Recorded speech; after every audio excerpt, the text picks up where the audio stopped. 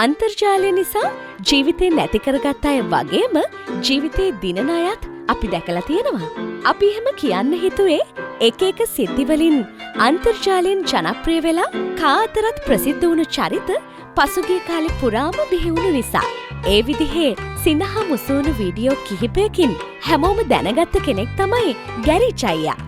රූපේ එහෙමත් නැතිනම් කවුරුත් දන්න ඒ ගැරිච් අයව හොයාගෙන හිරු ගොසිප් අපි ගියා මහනුවර මුරුතලාව ප්‍රදේශයේ තියෙන ගොඩමුදුන කියන ගමට. hirugossip.lk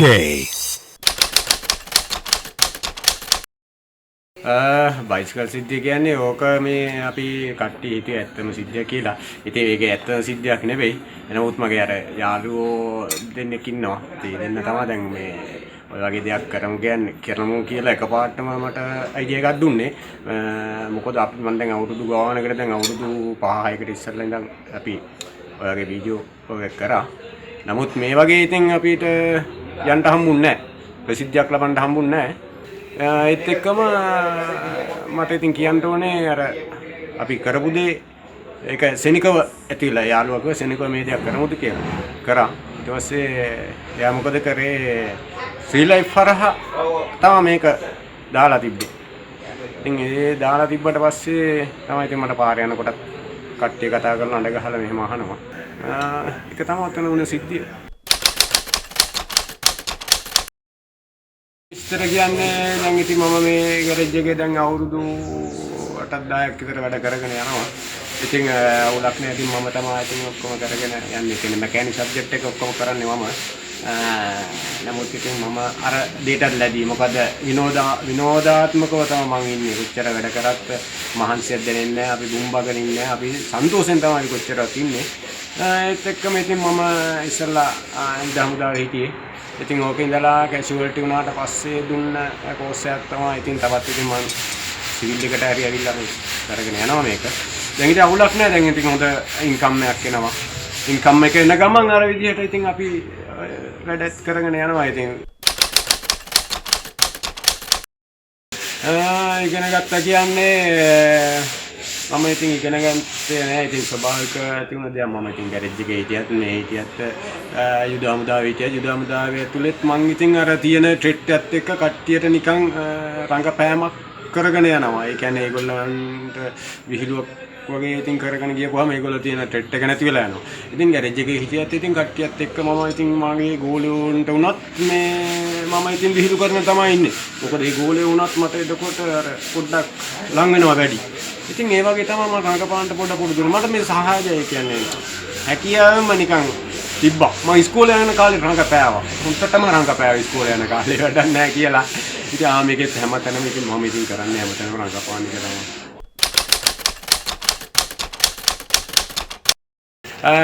නෑයෝ කතා බංකොක ඉතින් බැන්න පොඩ්ඩක් බැන්න ඉතින්. නමුත් ඉතින් දන්න ළඟ පහතයි නම් ඉතින් මට එහෙම මේවා කරේ නෑ. මොකද ඒගොල්ලෝ ඉතින් දැනගත්තා මේක කොහොමදත් විහිළුවෙන් ඉන්න එකෙක්නේ. ඉතින් මොකක් හරි මේ කරලා තමා කියලා. නමුත් ඉතින් පිටස්තර පුජිල හිටියේ ඇත්තටම වහබීලා කියලා අන්තිමේදී ගෑරේජ් එකේ ලොක්කට කතා කරලා පොලිමුත් කතා කරලා අහලා තිනවා මේ මට මොංගල්ද කියලා. මොකද වැඩ කරන ගමන් පිස්සු ඇදුනා. ඒ කියන්නේ ඒක තාත්විකව හිතලා තියෙන මිනිස්සු. මේ කියන්නේ ඇත්ත සිද්ධියක් එක්කෝ මට එන ඔළුවේ අප්සෙට් එකක් හරි ඇති කියලා. මේ ඊයේ පෙරේදත් ඉල්ලෙවල වහබීවේ මොකද ඇත්තටම වහබීලාද ඒගොල්ලෝ අහන අය යාළුවන්ට අතර ගහන්න තිබ්බේ නැද්ද බෝතලේ අන්න එහෙම තත්ත්වයක් ගියා. ඒත් ඉතින් අර සමහර කට්ටිය Facebook එකේ නිකන් ගොන් ආතල් දෙනවා කියලා ඉල්ලා කතන්දරයක් කියලා තිබ්බා. ඉතින් ගොන්ුණත් ඒක ආතල්යක් නේද? කොල්ලෝ කියන්නේ ගමේ කොල්ලෝ උපරිම මට සපෝට් එකක් දුන්නා. මොකද එදා වහබොන දවස් වුණත් සපෝට් එක අන්තිමේදී සපෝට් එක වැඩි වුණා. ඇයි? අරයක් කියනවා මෙයක් කියනවා අන්තිමේදී වහ ටිකක් ඉවර වුණා. පේන ටිකක් නැති වුණා.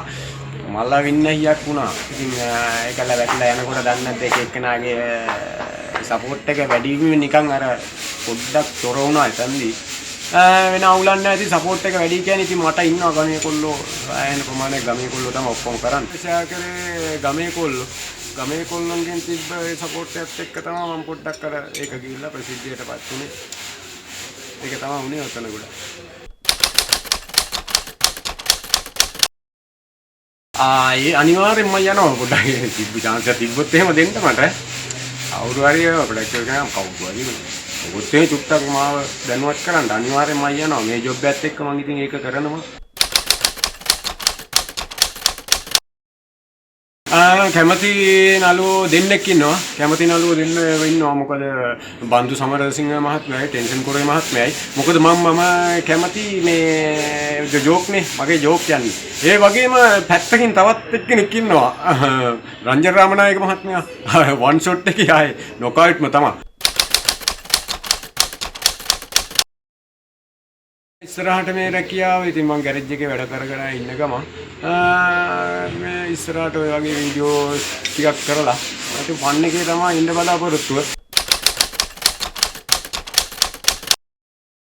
ඒගොල්ලන්ට මම ස්තුති කරන්න ඕනේ ඔක්කොටම. මොකද ඒගොල්ලෝ නිසා ඒගොල්ලෝ එකත් එක්ක ෂෙයා කරපු නිසා තමයි මම මේ වගේ තත්ත්වයකට කියන්නේ ප්‍රසිද්ධියකටපත් වුණා. ඒ වගේම Facebook කරා දාලා තිබ්බා මේක ගොම් පාට්ටයක් අරගෙන මේකද කියලා. නේම නම් හිතන්න එපා කියන්නත් එපා. මොකද ඉතින් ගොම් පාට් දෙන නිසානේ ඕගොල්ලෝ ඒ බලන්නේ. මේකත් ඉතින් එක්තරා ගොම් පාට්ටයක්. ඉතින් ඕගොල්ලෝ මේකත් ගොම් පාට්ටයක් කියලා හිතයි. ගොම් පාට් නෙවෙයි. ඉතින් මම ඉදිරියට අරගෙන යනවා. තවත් ඉස්සරහට ඕගොල්ලෝ බලාපොරොත්තු වෙන්න මගේ ඔය වගේ වීඩියෝස් ගණනාවක් ඉස්සරහට කරන්න බලාපොරොත්තු වෙනවා. ඒක ඉතින් ඕගොල්ලෝ මාව මේ වගේ ප්‍රසිද්ධියකට අරගෙන මේ වගේ සාමාන්‍ය ලෝකෙටම ප්‍රසිද්ධ කරලා කරපු වැඩක් වුණා. ඒකට මම විශේෂයෙන් ස්තුතිවන්ත hirugossip.lk